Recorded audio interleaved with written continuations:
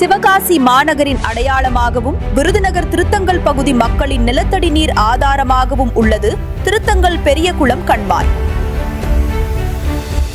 அதன் கரையை ஒட்டி அமைந்துள்ள சுமார் 1.4 கிலோமீட்டர் நீளமுள்ள சாலை அப்பகுதி மக்களின் மிக முக்கியமான போக்குவரத்து வழித்தடமாகும். இந்த சாலையின் அடியில் செல்லும் பழைய மானூர் கூட்டு குடிநீர் திட்ட குழாய்கள் அடிக்கடி பழுதாகி அதிலிருந்து வெளியேறும் நீரால் சாலைகள் கடுமையாக சேதமடைந்து போக்குவரத்திற்கு பெரும் இடையூறாக இருந்து வந்தது. மக்களின் இந்த நீண்டகால பிரச்சினைக்கு நிரந்தர தீர்வு காணும் நோக்கில் சிவகாசி சட்டமன்ற உறுப்பினர் அரசன் அசோகன் அவர்கள் உடனடியாக களமிறங்கினார்கள்.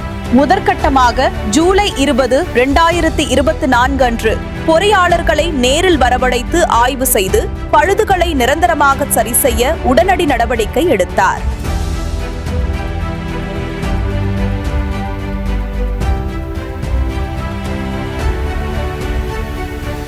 அதனைத் தொடர்ந்து மாண்புமிகு நிதி அமைச்சர் திரு தங்கம் தென்னரசு மற்றும் மாண்புமிகு வருவாய்த்துறை அமைச்சர் திரு KKSSR ராமச்சந்திரன் அவர்களின் வழிகாட்டுதலோடு தமிழ்நாடு அரசின் சாலை மேம்பாட்டு சிறப்பு நிதியிலிருந்து சுமார் 1 கோடி ரூபாய் மதிப்பீட்டில் செப்டம்பர் 18, 2024 அன்று சாலை சீரமைப்பு பணிகளுக்கான பூமி பூஜை தொடங்கப்பட்டது. குறிப்பாக பள்ளி மாணவர்களின் நலன் மற்றும் பாதுகாப்பை கருத்தில் கொண்டு காலாண்டு தேர்வு விடுமுறை நாட்களிலேயே பணிகளை தீவிரமாக மேற்கொள்ளுமாறு நமது சிவகாசி சட்டமன்ற உறுப்பினர் அரசன் அசோகன் அவர்கள் வழங்கிய தொலைநோக்கு அறிவுறுத்தலின்படி கட்டுமான பணிகள் அனைத்தும் தரம் குறையாமல் போர்க்கால அடிப்படையில் முடிக்கப்பட்டன. இவரின் இந்த தொடர் முயற்சியின் பயனாக அன்று குண்டும் குழியுமாக இருந்த சாலை இன்று ஒரு நவீன வழித்தடமாக பொலிவு பெற்றுள்ளது.